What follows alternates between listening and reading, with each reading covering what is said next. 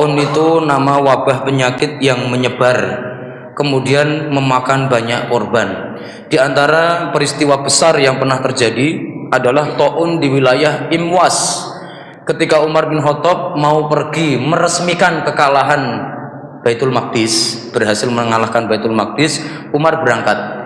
Di tengah jalan dapat info wilayah Imwas, jalan menuju Syam, menuju Baitul Maqdis, sedang terkena wabah. Diceritakan yang meninggal itu dalam 3 hari 70.000 orang. Menurut riwayat dari Al-Waqidi dikutip oleh Ibnu Katsir. Dalam riwayat yang lain disebutkan yang meninggal 23.000 orang dan lain-lain. Ada banyak, intinya ini perkiraan karena zaman itu belum ada ya mungkin semacam sensus, belum ada sistem database dan lain-lain. Tapi yang meninggal jumlahnya sangat banyak. Nah, taun yang terjadi di Imwas ini menurut para ulama ya sesuai dengan hadis Rasulullah yang mengatakan u'dud sittan, hitunglah akan ada 6 kejadian besar sebelum kiamat. Di antaranya beliau menyebutkan al-mutan, akan terjadi penyakit yang mematikan, dia akan merenggut banyak nyawa. Kemudian para ulama menghubung-hubungkan di antaranya adalah taun yang berada di wilayah Imwas. Taun yang ada di wilayah Imwas ini juga ya membunuh banyak sahabat Nabi, di antaranya Abu Ubaidah ibnul Jarrah, kemudian Surahbil bin Hasanah dan sahabat-sahabat yang lainnya. Barakallahu fikum. Tapi kata para ulama akan terjadi berulang-ulang dan bisa saja di zaman-zaman yang lain. Demikian yang disampaikan oleh Al-Imam Al-Barzanji dalam kitabnya Al-Isya'ah fi Asratis Sa'ah. Beliau menyampaikan bahwa penyakit taun bisa saja terjadi di zaman lain, enggak hanya di wilayah Imwas. Beliau membawakan banyak sekali ya bukti dan juga banyak tarikh atau sejarah terjadinya taun di berbagai belahan dunia.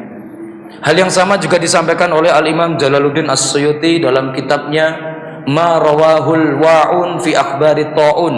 Beliau menyebutkan sejarah-sejarah tentang penyakit taun yang pernah terjadi selama yang beliau tahu, sejak zaman Nabi Muhammad sampai zaman beliau.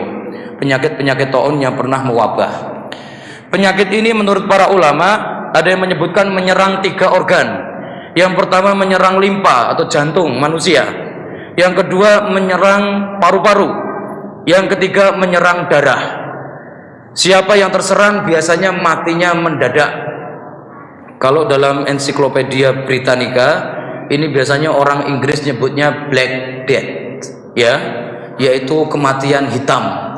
Apa itu? Ya kematian nggak bisa diperkirakan, nggak bisa ditebak, kalau terkena langsung mati. Tapi menurut para dokter muslim seperti Ibnu Sina dan lain-lain, mereka mengatakan penyebabnya adalah bakteri, penyebabnya adalah udara dan cuaca yang rusak, terkontaminasi, polusi dan lain-lain.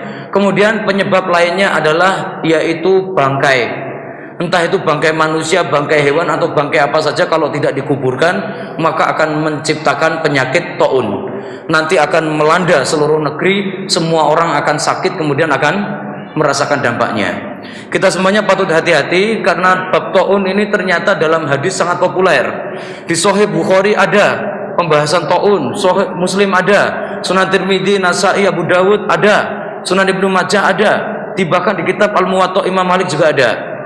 Dan dalam kitab-kitab hadis ada bab taun. Ini pertanda bahwa ini termasuk penyakit genting, kita harus paham hukumnya.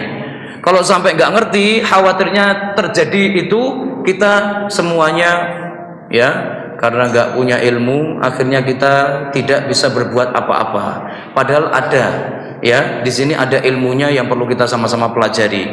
Jadi penyakit taun ya mewabah di seluruh negeri. Dulu zaman Umar taun di wilayah Imwas penyebabnya juga karena peperangan terjadi dan musuh yang meninggal jumlahnya sangat banyak.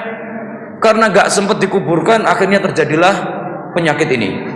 Ya, diceritakan beliau menyampaikan sebelum terjadi taun Imwas terjadi terlebih dahulu perang yang bernama Jalula.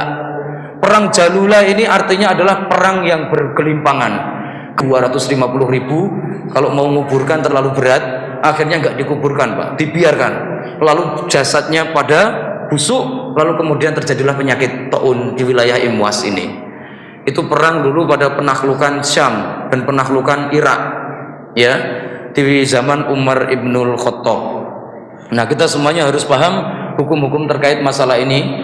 Para ulama sudah banyak yang menulis masalah taun, ya. Para ulama kita sudah banyak yang menulis taun. Sebagai contoh, Ibnu Hajar al-Asqalani, beliau menulis buku yang berjudul, ya, beliau menulis kitab yang berjudul Badlul Ma'un fi Fadaili Taun, ya, mencurahkan bantuan membahas tentang masalah keutamaan penyakit taun. Duh, keutamaan, Pak.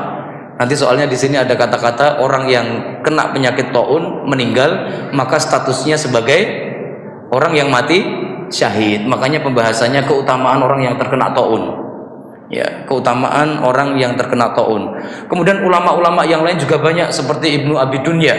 Beliau juga menulis buku tentang masalah taun, ya. Dan mereka semuanya menjelaskan, membawakan banyak hadis tentang masalah taun ini.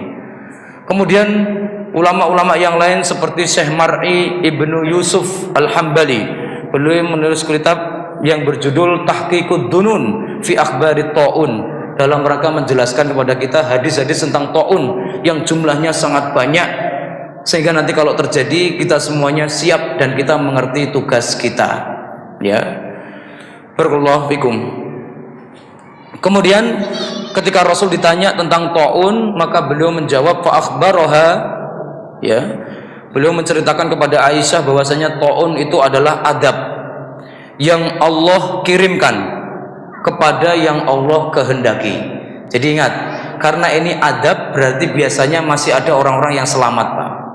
Jadi walaupun taun melanda negeri, mayat-mayat bergelimpangan, ada manusia-manusia yang tetap selamat. Siapa itu? Berarti itu yang termasuk yang tidak dikehendaki Allah. Ini makanya kalau dalam adab-adab itu kita sering melihat ada saja sisa-sisa manusianya, Pak, ya. Di Palu walaupun meninggal satu desa, ada satu orang yang masih hidup, begitu ya. Kadang kita lihat peristiwa di tsunami, ada yang masih hidup, ya. Peristiwa gempa bumi dahsyat, banyak yang meninggal, reruntuhan, ada juga yang masih hidup. Termasuk taun, karena ini dikehendaki oleh Allah, maka adab ini gak akan menyentuh kecuali yang diizinkan oleh Allah. Ini makna dalam surat Hud, Allah menjelaskan seperti kisahnya Nabi Lut. Batu-batu dari langit itu sudah bawa nama, Pak. Jadi kalau seandainya nama kita nggak tertulis, walaupun kita berdiri begini, datang nggak akan kena apa-apa kita. Tetapi Allah memerintahkan kita untuk usaha. Nabi Lut itu pasti nggak bakalan kena. Tapi kenapa disuruh lari, Pak? Ikhtiar. Itu namanya ikhtiar, ya. Jadi kenapa, ya, Nabi Lut dan para pengikutnya disuruh lari semua? Itu ikhtiar. Seandainya mereka diam saja, nggak bakalan kena batu. Karena musawwamatan 'inda rabbika. Karena batu-batu itu sudah punya nama, kalau jatuh sudah kena sesuai dengan nama. Ya, paket ini akan sampai kepada yang berhak menerimanya. Nggak akan kena pada yang lain. Termasuk di sini penyakit taun juga sama. Ini Allah timpakan pada yang dikehendaki saja. Makanya kadang dalam sekeluarga itu ada yang kena, ada yang tidak. Kadang dalam satu kampung ada yang kena, ada yang tidak. Padahal ganas. Ini kalau dalam bahasa Arab sekarang itu ganas itu namanya ada al-fatak, penyakit yang sangat ganas, atau da al-fatik. Makanya kemarin saya dengar kok ada yang al-fatikah, begitu ya. Ini artinya yang ganas ini ya, atau yang mematikan. Fatikah itu artinya mematikan, ya. Makanya orang Arab nyebut segala sesuatu yang bisa menghancurkan ini fatik, ya, untuk menghancurkan sesuatu. Ini penyakit ini termasuk dalam golongan penyakit yang fatak, yaitu yang sangat ganas dan sangat berbahaya dan sangat mematikan. Ketika menimpa orang biasanya mati, tapi masih ada yang selamat. Disinilah makanya Ibnu Hajar al-Asqalani dalam Fathul Bari beliau menjelaskan, ketika ada yang bilang penyebabnya udara yang kotor, maka beliau katakan bohong itu gara-gara ilmu kedokterannya nggak nyampe, akhirnya bilangnya begitu. Yang kedua, kalau penyebabnya bakteri, itu juga bohong, karena itu ilmu kedokterannya nggak nyampe, akhirnya dihubung-hubungkan sama bakteri gitu aja. Yang benar berdasarkan hadis riwayat Imam Ahmad, ya, bahwasanya penyebab terjadinya taun adalah ta'nul jin, atau dalam hadis riwayat Imam Ahmad yaitu wakhzu a'daikum minal jin, yaitu tikaman musuh kalian dari bangsa jin. Jadi taun ini tikaman. manusia yang ditikam oleh jin. Itu yang benar menurut Ibnu Hajar. Ini sesuai sunnah. Idza jaa nahrus syar'i wa nahrullah batala nahrul ma'qil. Kalau sudah datang ilmu dari Allah, maka semua ilmu harap mundur. Ya, semua ilmu harap mundur. Termasuk dalam hal ini tentang masalah taun. Kata Ibnu Hajar yang benar ini adalah tikaman dari jin. Makanya siapa yang menjaga diri, membaca zikir pagi petang, membaca perlindungan, nggak kena tikaman, Pak. Walaupun di dekatnya ada orang kena, pun dia bisa tetap seger, bisa tetap sehat walafiat. Karena dia tidak berhasil ditikam oleh jin atau musuh kita. Jadi wabah taun ini adalah tikaman, ya, tikaman dari musuh kita dari bangsa jin. Faja'alahu Allahu rahmatan lil mu'minin. Taun ini bagi orang mukmin adalah rahmat. Kenapa? Karena penyakit yang menimpa orang mukmin itu termasuk rahmat. Karena kalau sudah ditimpa kesulitan, sakit dan juga berat di dunia, nanti di akhirat semakin ringan, semakin mudah. Kemudian falaysa min 'abdin yaqa'u fit taun, tidaklah seorang hamba terkena penyakit taun atau dia enggak sengaja melewati tempat tersebut terkena wabah taun, lalu dia menetap di situ, ya, dengan penuh kesabaran dan berharap pahala dari Allah, ya. Ya'lamu annahu la yusibu, dan dengan iman kepada takdir bahwasanya taun akan menyentuh saya kalau Allah mentakdirkan. Dia punya keyakinan seperti itu, maka kalau seandainya dia benar-benar terkena taun, maka dia mati syahid, ya, statusnya sebagai syuhada. Barakallahu fikum. Di sini ada hukum-hukum terkait masalah taun. Ya, di dalam hadis yang lain Rasulullah SAW bersabda, "Idza waqa'a bi ardin walastum fiha fala tadkhulu fiha. Wa idza waqa'a bi ardin wa antum fiha fala takhruju minha." Kalau seandainya dengar kabar taun, kamu berada di luar wilayah, maka jangan masuk. Dilarang masuk.